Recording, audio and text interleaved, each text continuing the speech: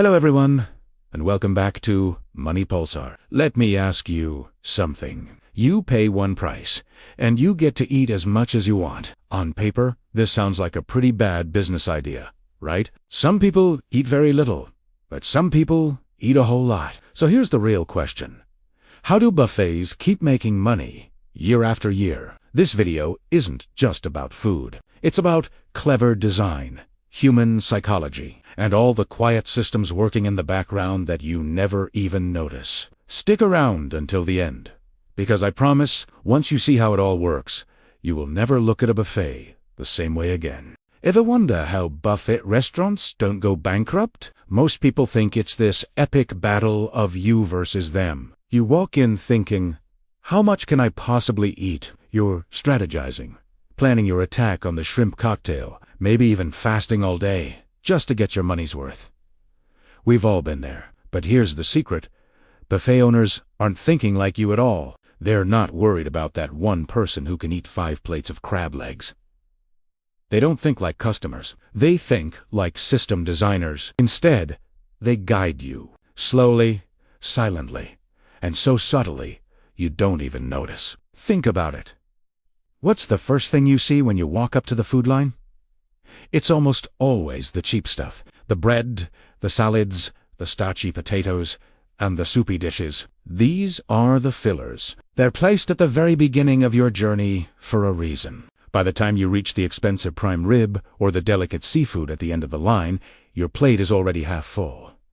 It's a masterpiece of psychological engineering. They've nudged you into filling up on low-cost items without you ever realizing it. Every single detail, from the layout of the food to the size of the bowls, is designed to make your choices predictable. They know that, on average, most people will follow this path. They've calculated the cost based on this predictable behavior. So, while you're focused on beating the system has already won. It was never about stopping you. It was about guiding you exactly where they want you to go. Have you ever walked out of an all-you-can-eat buffet feeling a little disappointed? You went in with a grand strategy, ready to conquer the crab legs and prime rib, but ended up full after just one plate. Well, it's not your fault. It's by design. The buffet is playing a game with your mind. Have you ever noticed the little tricks buffet restaurants use to guide your choices? It's all in the tools they give you. Next time you're at a buffet, pay close attention to the serving counters. What do you see next to the rice, the pasta, the bread, and the potatoes?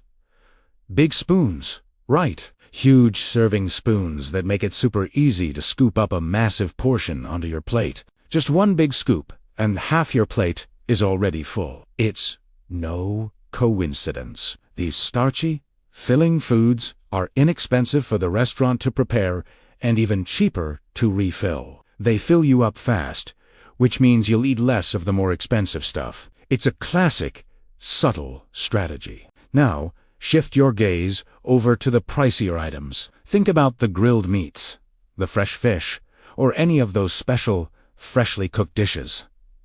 You almost never see a big spoon there. Instead, what do you find? Tiny little tongs, the kind that can only pick up 1 or 2 small pieces at a time. You can't serve yourself anymore. There's a person behind the counter, a carver with a knife, or a chef with a pair of tiny tongs. This isn't just about providing good service. It's a masterful act of portion control. The carver gives you 1 thin slice of roast beef. The chef places exactly 3 shrimp on your plate. You might want more, but there's a line of people behind you. It feels awkward to ask for another slice to hold everyone up, so you hesitate. You feel a little social pressure. You accept the small portion, and you move on. By the time you get to the end of the line, your plate is already completely full, mostly with the cheap carbs from the beginning. You've been subtly guided to fill up on their terms, not yours. So, the next time you hit a buffet, try this simple trick. Do a lap first. Scout the entire layout, then start at the end of the line with the expensive proteins and work your way backward to the carbs.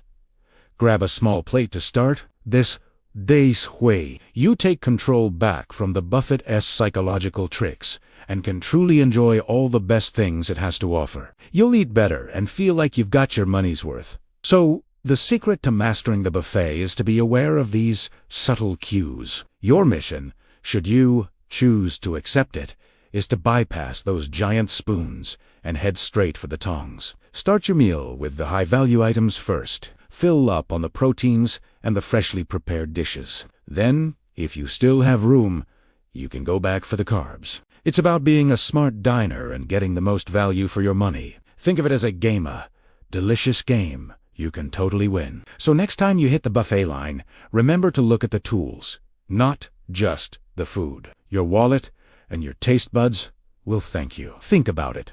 You've got people piling their plates high, going back for seconds, thirds, even fourths. It seems like a recipe for disaster. Right. How could they possibly make money when some people seem determined to eat them out of business? Well, here's the secret.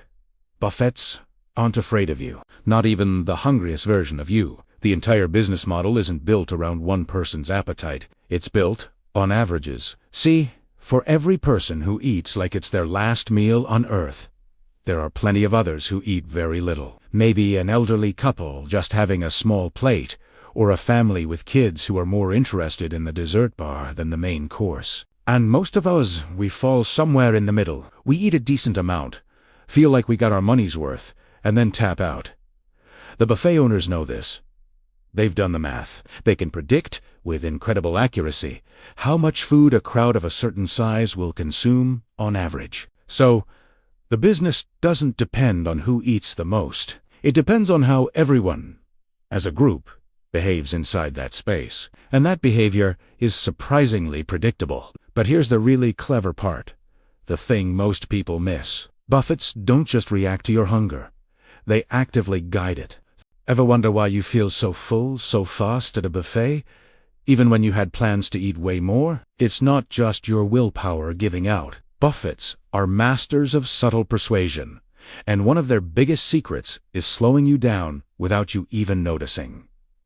Think about the layout. Buffet restaurants are often huge, right? That's not a coincidence. You have to walk further to get from your table to the food stations. You might circle the entire place just to see what's available. This walking takes time and burns a little bit of energy. Then you get to the popular stations, and what do you find? Lines. You stand there, waiting for the carving station or the sushi chef.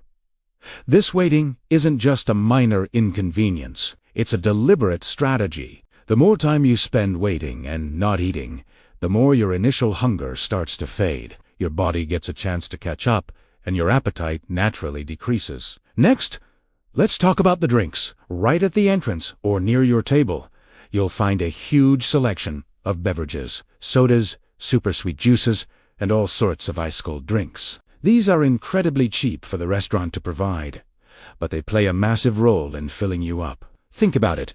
Sugar-loaded drinks spike your blood sugar, and the carbonation in sodas expands in your stomach, creating a false sense of fullness. Cold liquids can also make your stomach contract slightly, tricking you into feeling satisfied sooner. The salt, the sugar, and the bubbles are all working together to signal to your brain that you're full, long before you've gotten your money's worth from the expensive food items. So you see, you don't just stop eating because you decided you've had enough. You stop because your body has been carefully guided to that point. The walking, the waiting, the sugary bubbly, drinks, it's all part of a brilliantly designed system to make you eat less.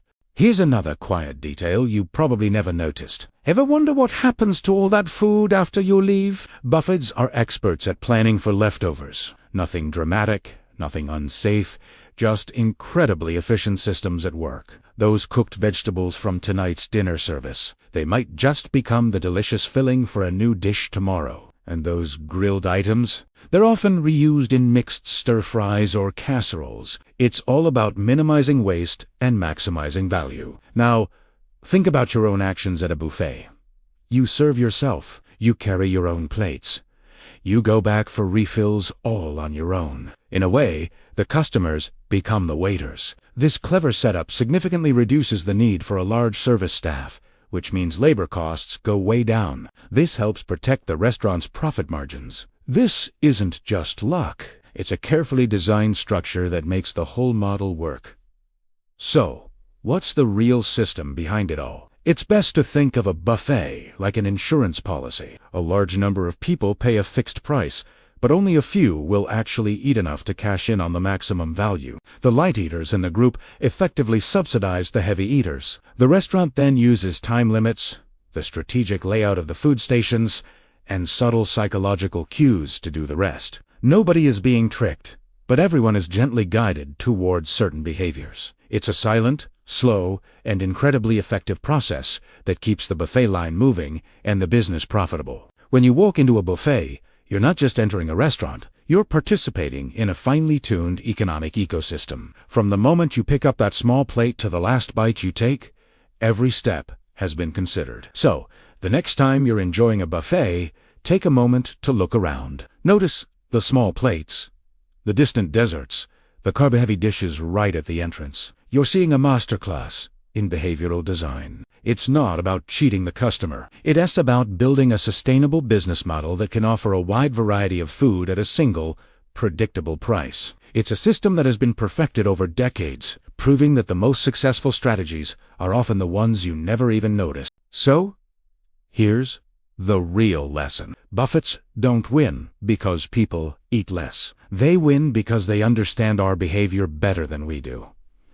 And this isn't just about food. It's about systems. Once you start seeing these systems clearly, you can step back and make calmer, more deliberate decisions that actually benefit you. You stop reacting and start acting. If this video helped you see things in a new light, hit that like button, share it with a friend, and subscribe to Money Pulsar. Your journey to financial clarity starts right here. This video is for educational purposes only. Some details may be simplified. Please do your own research before making financial decisions.